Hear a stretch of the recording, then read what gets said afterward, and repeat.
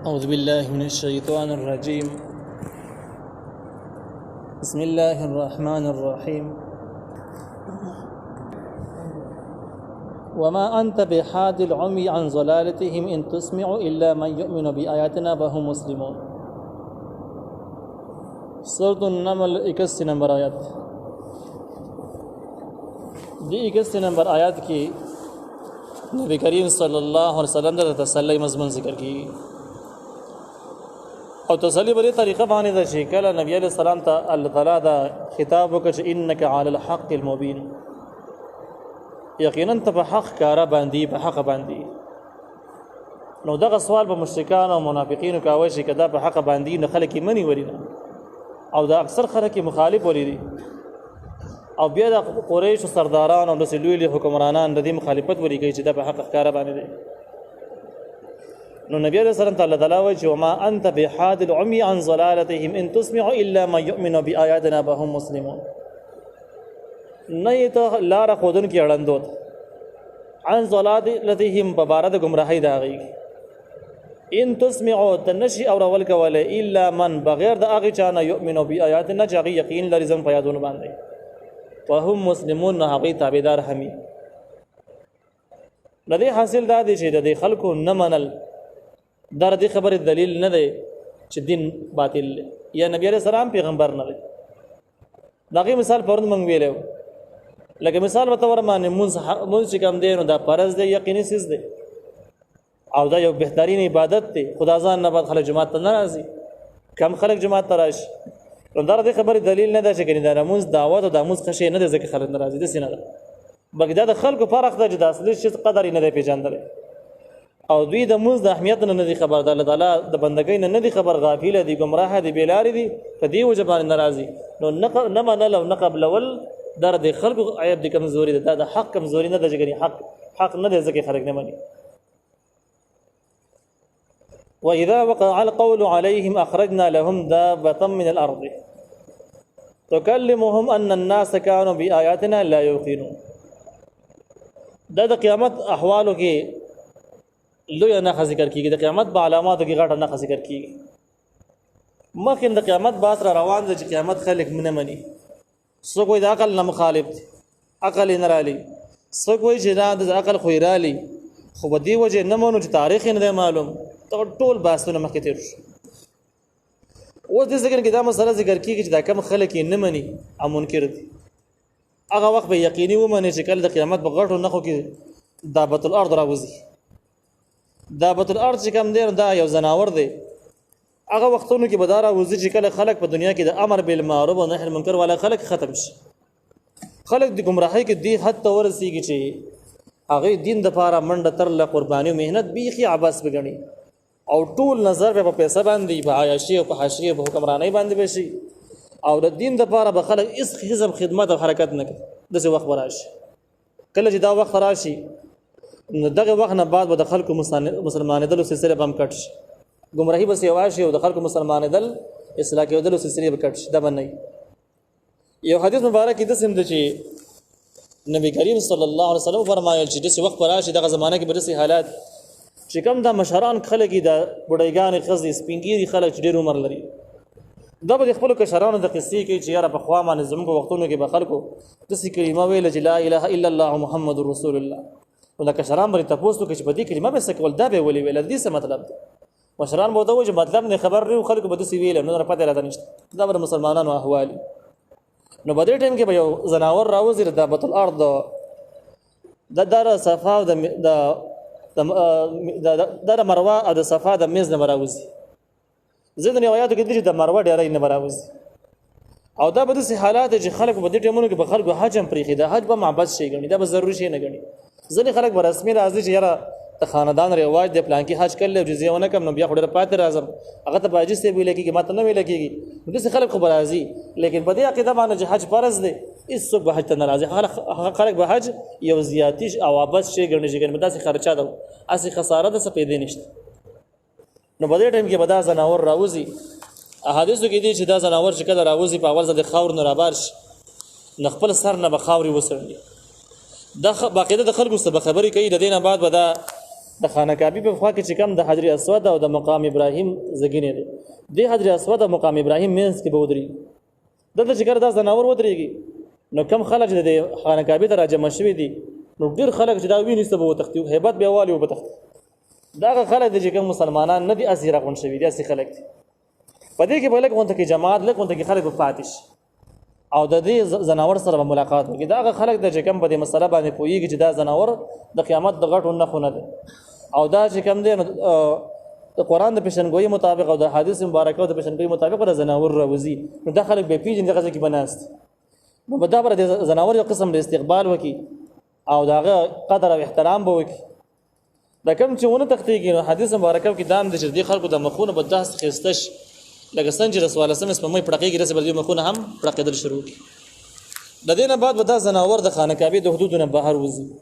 او په ټوله دنیا کې به ګرځېدو باندې به شروع کړي ګردش به شروع کړي د دې زناور کمال دا ده چې خلکو سره به خبرې کوي او کم کس چې ورسره مخامخ کېږي نو په هغې باندې په تندي باندې به ورته لیکي چې کافر د کافر دی او دا به کافران پیژني د مخکې نه الله تعالی به د نشانو نه د علاماتو نه د په زړه کې اچولي چې کافر دی د مسلمان دا زناور به د خلکو ته داسې خبره کوي چې ان الناس كانوا بآياتنا لا يوقنون خلک چې ون د الله تعالی په آیاتونو باندې یقین نه کوي هغوی قیامت نه منکر شي او د الله تعالی احکام نه منل او د آسماني اسلامي شرعي دین یو عابد شی ګڼلی و اوس هغې په علاماتو کې سره ووتلم قیامت به یقیني راځي او دغه خلک چې کوم دین دا یقیني بې لارې دي ځکه د قیامت یې نه منل قیامت کې خو به نښو کې خو زه یم به زه راووتلم او اوس قیامت نږدې دی د دې نه بعد به قیامت ډېر نږدې شروع شي لږ وخت بعد به قیامت شروع شي په ځینې حدیثو کې داسې هم دي چې کوم امام ابن کثیر رحمه الله هم نقل کړي دي چې قیامت به د هغې پورې نه قایمېږي تر څو پورې چې لس غټې غټې نښې راښکاره شوي نه په غټو نښو کې یو دابة الارض دی چې زناور به ځمکې نه راوځي او په نورو احادیثو کې د دې تشریحات موجود دي چې د مکه معظمه کې به د مروه ډېرۍ نه راوځي کوم چې صفا مروه کې چې کوم خلک طواف کوي یا منډې وایي دغه ځګین نه به دا راوځي نو یو پکې دابة الارض زناور به راوځي دغه شان زناور به خلکو سره خبرې کوي د دې زناور په شکل او صورت باره کې امام ابن کثیر رحمه الله ډېر عجیبه احوال ذکر کړي دي چې د هغې سندونه اگر چې کمزوري دي لیکن دومره معلومیږي د زناور ډېر عجیبه او ناشنا زناور دی عام زناورو په شانته کې نه دی عقل حواس شعور د دې کس د زناور خبرې او د دې نصیحتونه دا ډېر په عجیبه انداز باندې دي نو زناور غونته کې خو سره نه دی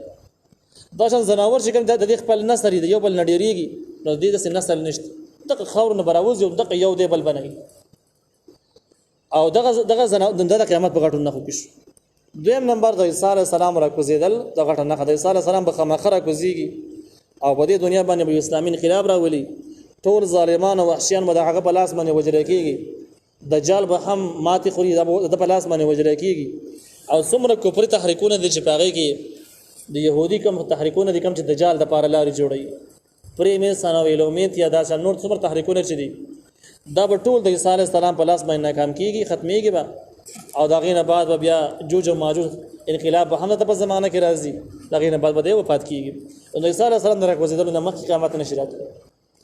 دغه شان ده کې په درې ځګینو کې به داسې کېږي چې ځمکه به ښکته راښکلی شي ځمکه به ښکته لاړه شي یو ځګینه چې کوم دی دا په یورپي علاقو کې دی یو په مشرق کې دی او بل په عربو حدودو کې دی دې ځګینو کې به ځمکه ښکته راښکلی شي لکه څنګه چې بالاکوټ کې ځینې ځمکه راښکلی شي خلک ښکته وي داسې به ځمکه ښکته لاړه شي د قیامت په علاماتو کې د امام مهدي علیه السلام انقلاب هم یوه نښه ده نبي علیه السلام فرمایي چې کله خلک ډېر ګمراه شي بې لارې شي نو د نبي علیه السلام په نصر کې یو سړی دی سیدانو کورینۍ کې دی چې د هغې نوم محمد دی او دا کس به د خانه کعبې په حدودو کې به دا ژوند تیری اوسېږي خلک به په دې پسې ګرځي د دې علامات به دا وي چې په ټوله دنیا کې به د ظلم او د وحشت یو بازار جوړ شي د مسلمان او د انسان حیثیت به ختم شي په دې باندې به خلک سخت ظلمونه شروع کړي اسلامي نظام سلسله به ختم شي په خلکو کې به دا صلاحیت پاتې هم نه شي چې مسلمانان را یو کړي د کفارو خلاف منظم کړي او یو منظم جهاد وکړي او مظلومان د ظلم نه خلاص کړي ډېر صلاحیتونه به د مسلمانانو نه ختم شوي ځکه اسلامي تعلیمات بنوي نو خلکو ته پته ولګي چې مهدي علیه السلام هم یو سړی دی دغه په دې حالاتو کې به را پیدا کېږي دا خلک به لاړ شي دا سړی به ګوري په خانه کعبه کې به ګوري اوس فلحال هم یو قول داسې شته دی چې دا سړی په دې نوم باندې کس پیدا شوی د سعودي عرب حکومت لاپته کړي ورک کړي دي او په قیامت علاماتو کې هم دا دي چې دا کس کله را پیدا شي په دې نوم باندې د سیدانو په خاندان کې وي نو دغه ځای حکمرانان به دا ټول خاندان گرفتار کړي او رک پیږي دغه نه بعد زمانہ بعد به الله تعالی د دې د لاسونو نه خلاص چې خلاص دي دا کس به خانه کعبه ته بیرته راشي او دغه ځای په عبادت کې بلګي نو کم خلک چې تل یو د دې لټي د عبادتونو اندازه ولګي چې دا سړی هم دا کې دي ځکه عبادت په بدلی ذکر اسکار په بدلی دعاګانې به د عام خلکو نه بدلی نو خلک ورته وایي چې یاره بس تر ذکر وکړي په دې زمانہ کې زموږ مشر شه او د دومره ظلم او د وحشت د بازار ختمول پکار دی او انقلاب راوستل پکار دی دا سړی ورته وایي چې یاره دغه دومره لوی انقلاب راوستل زما د وس نه دی دا صلاحیت په ما کې نشته تاسو بل څه راټول خلک به تنګ چې نه هم ته پتا کې راځي شته تر تداسې وکړه نو دی به تنګ شي دغه ځګین نه براو تختې مدینه منورې ته براش او مدینه منوره کې بس چې کله خلک راشي دی به ګوري دا به واپس ودختې مکې ته بلاړ شي مکه کې به خلک را ایثار کې چې وس تر لپاره بل لار نشته ته به دا خامخا زمنګ د پیغام قبلې نو دی به د سیګار وکړي د شپې پر افاس کې تهجد کې بدواګان شروع چې رب د خلک د سی غواړي خو زما کې د زیشتره نه د سره په ما کې نشته دی لہذا د سره په ما کې پیدا کی چې د قرباني زور کا مودا انقلاب زرا ولا الله تعالی په یوش پکې د دومره اصلاح وکړي د سینما دومره کولاو چې په ټول رازونو به الله خبر کی چې بری طریقه باندې مشر شودا طریقه باندې کار شروع کا